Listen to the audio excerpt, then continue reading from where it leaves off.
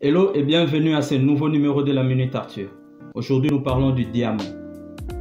Il te faut traverser avec succès les moments et les situations difficiles pour accéder aux vraies richesses de la vie.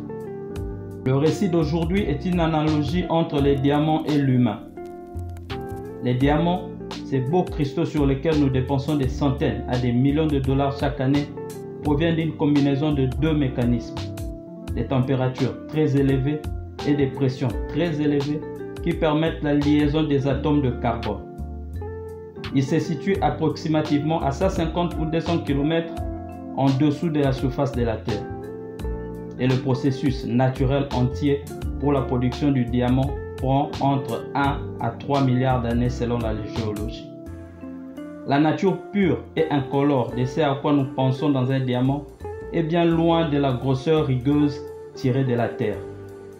Le diamant ressemble à un vilain morceau de verre incrusté qui est ensuite extrait de la roche pour ensuite être taillé et poli. Et ce n'est qu'après ce processus qu'on a les belles pierres que nous apprécions. Le diamant est l'élément naturel le plus dur. Il faut donc un diamant pour en tailler un autre. Mon ami, les fortes températures et les pressions élevées correspondent aux difficultés et épreuves de la vie.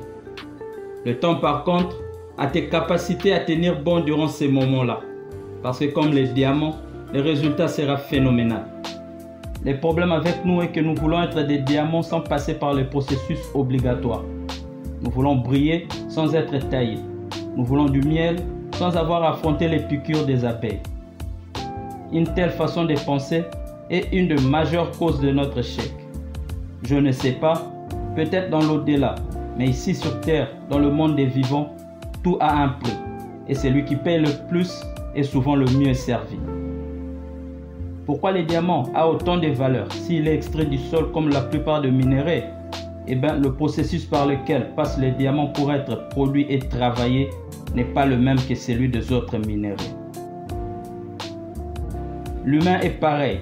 Nous sommes tous dotés de potentialités énormes, mais nous ne les utilisons pas de la même manière.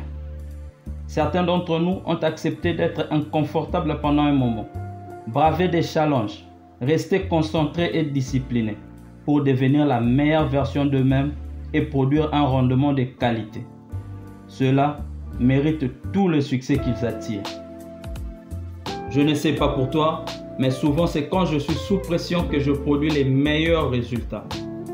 Seulement ça est une preuve que la pression dans nos vies n'est pas toujours une mauvaise chose. Elle nous permet de puiser en nous et servir au monde ces diamants qui sommeillaient en nous. Parfois, il est difficile de voir comment une pierre brute peut devenir un si beau diamant poli. Ceux qui travaillent les diamants le font, cependant, et c'est une transformation merveilleuse. La même chose avec toi. Tu es tellement très loin de tes idéaux que tu n'imagines même plus les atteindre. Laisse-moi te dire que cette façon de penser est une fausseté. À tout moment, l'être humain peut altérer les cours de sa vie, rien qu'avec une simple décision ferme suivie d'une persistance. Accepte le processus et arme-toi de patience, parce que rien de ce qui peut être transmis ne peut pas être appris. Le tout dépend de ta volonté. Chose étrange, tous ceux qui sont sortis victorieux après les challenges jurent de ne jamais rien changer si c'était à refaire, parce qu'ils ont compris la valeur des leçons apprises de ces difficultés. Le diamant est produit sous une forte pression, mais cela ne se fait pas du jour au lendemain. Alors n'essaie pas de sortir de quoi que ce soit prématurément.